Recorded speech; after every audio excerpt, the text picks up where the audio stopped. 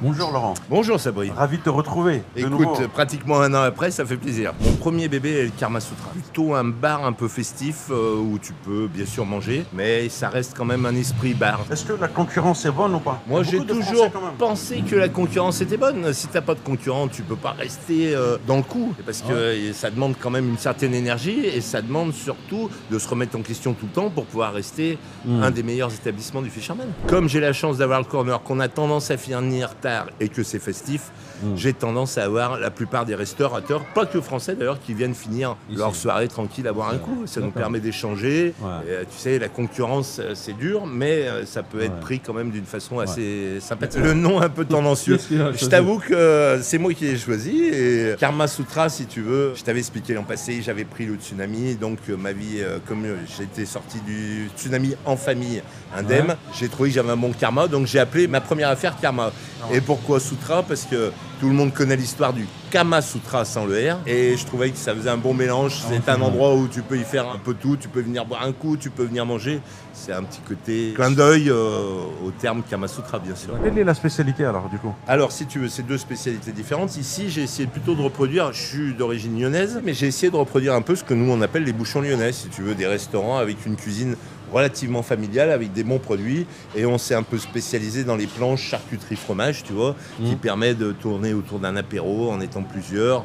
Et bien sûr, avec une restauration qui est assez lyonnaise quand même. Donc, pas très diététique, je t'avoue. C'est possible de les visiter un petit peu ou pas? Eh ben, regarde, déjà, tu vois le petit côté bar, le côté vitrine où tu as d'un côté tout ce qui est fromagerie, de l'autre côté tout ce qui est charcuterie. Nos cuisines se retrouvent derrière. On a une salle qui donne sur les corners comme ça, donc si tu veux, tout est ouvert. Et on a un premier étage un peu plus coloré, que je te montrerai peut-être tout à l'heure. On a mis une ambiance plus colorée. Je vais te poser une question un peu directe cette fois-ci. Tu entreprends beaucoup. Quand on entreprend plusieurs projets les uns après les autres, c'est que les précédents réussissent. Est-ce que ça suscite la jalousie un peu? Bien sûr que ça suscite la jalousie. Je pense que ça suscite la jalousie, mais tu sais, je passe au-dessus de ça. C'est pas mon problème qu'il soit jaloux. Moi, je regarde ce que je fais et comment je le fais. Je m'amuse pas à aller voir chez les autres ce qui s'y passe. J'essaye d'être le meilleur chez moi. Après, comme il y a de la concurrence et que je reste informé de ce qui peut se passer, ça me permet de dynamiser toute mon équipe. Laurent, il est droit. Je peux pas être un snake pour monter des affaires comme ça, surtout dans un pays comme celui-ci. Il vaut mieux être bien dans ses baskets et essayer d'être droit. C'est un pays complexe un peu la Thaïlande ou pas pour toi? Alors écoute, pour moi, j'ai pas trouvé ça complexe. Tu peux pas arriver ici sans essayer de comprendre comment ça fonctionne.